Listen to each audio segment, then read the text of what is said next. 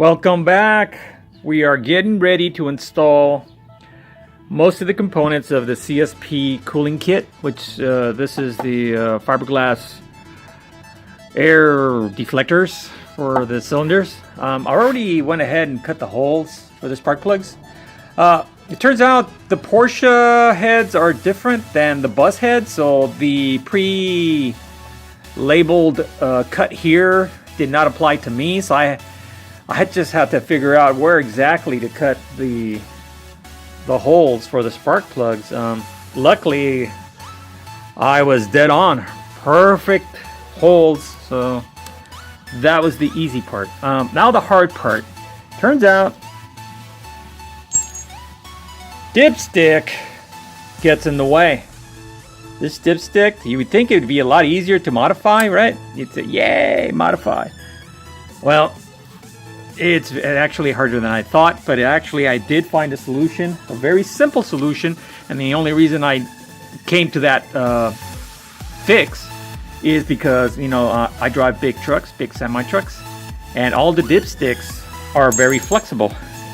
You know, they're like this kind of stuff. You know, I use this for magnet retrieval stuff. You know, you can buy these at Tool Harbor Freight. But that's not the one I used. I actually used the little grabby one, you know, has like, you know, you press on it and it has like little tentacles at the end. Well, I used that one. On this one, I just trimmed it to what I needed. Like, I don't need that anymore. Turn that, you can see where I made my oil marks right here. Remember, measure as many times as you want, more than once, so you don't ruin it. And basically all I did was just, you know, the inner part of the wire, I just bent it over at the very end. And okay,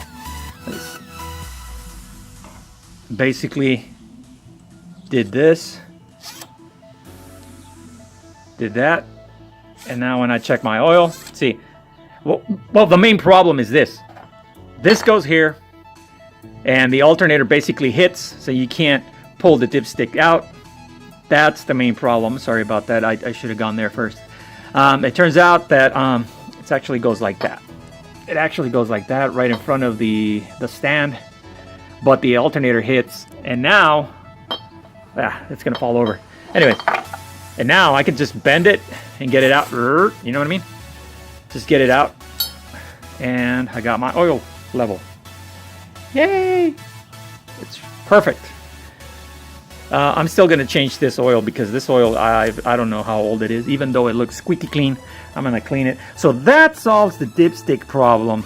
The other solution for the dipstick problem was actually buying the tube that goes here, that bolts up right here. The buses have it. This Porsche doesn't. So I would have had to drill a hole here and drilled and tapped the threads for the studs that goes here and down here, and then I'm not going to be able to use my mustache bar. I was kind of hoping to keep my mustache bar, and it looks like I am. But I was the other one has the filler neck right here also with the dipstick that goes inside the filler neck. It's kind of weird. I'll put a picture up. So now my problem is the filler neck. I have to install a filler neck right here. So I'm going to have to cut into there sideways and install my filler neck. Oil filler neck. Oh, let me show you what I mean. See, the other ones, the other kits, they come with this thing already. You know, kind of like yay. Like that. So I'm going to have to find a way to do this on this one. Yes, I know I can do it, and I'm going to do it. So that's my dilemma right now. Everything else is a piece of cake. Almost forgot.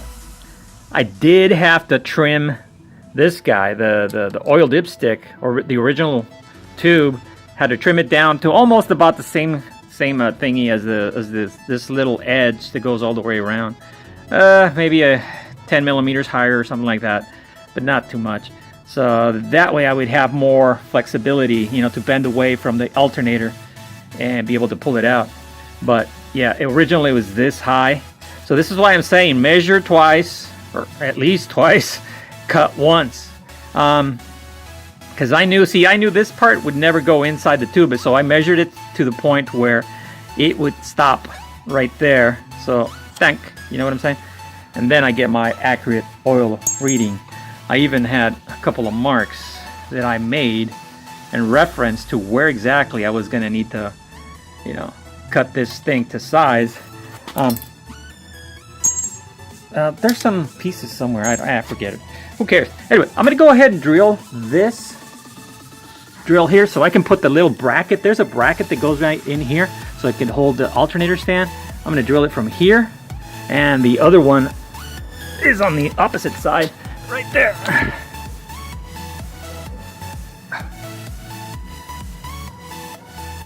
Right there. So you have to put like a piece of rag here so all the aluminum shavings, it'll go inside into the case and basically ruin your engine. That's pretty much it. So I'm gonna go get my vacuum, because I'm gonna, you know, drill that out, and then I'm gonna vacuum all the aluminum shavings out of there, because I don't want to remove this thing and have aluminum shit go in there. All right, let's start drilling this other side. I already did the other one.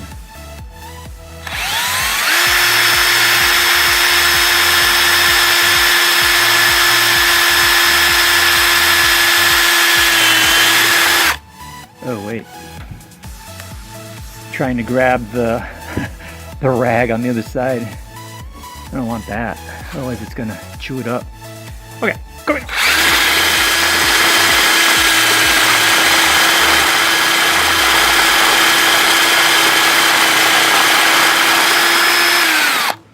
All right, I think that's it.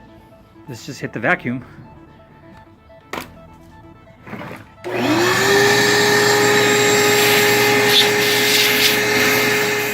All right, here's the current situation. I'm trying to put the bracket on. Okay, now I went ahead and drilled it. As you saw, I went ahead and drilled it, and these nipples right here, it's got nipples, like, you can barely see them. Nipples right there. This one I got short enough. This one I'm filing down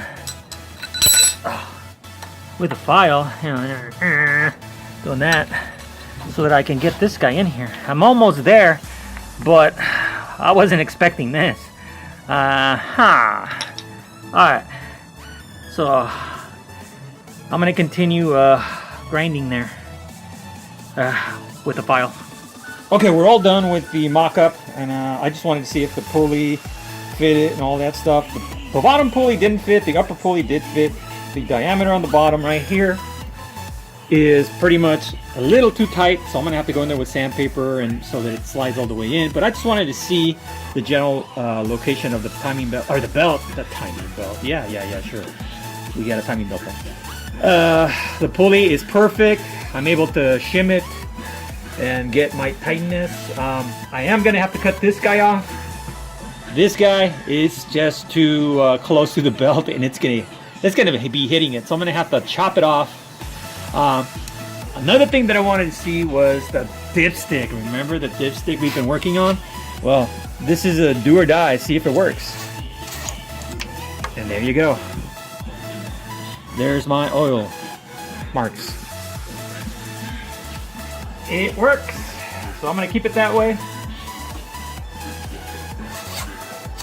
Ta-da! Okay, as far as the oil, I'm gonna have to Mickey Mouse something up. I'm gonna have to make it so that I can fill it up from right here. So I'm gonna put that fill cone right here somehow. I'll be able to do it. A lot of JB Weld, and you can do miracles with JB Weld. And yeah, that's pretty much it for tonight. Thank you for watching. Adios, muchachos. So I just got back from work, and this is what I find: a humongous box from CSP. With a huge hole inside. Oh boy. Hope nothing got damaged. Let's just pray everything's okay.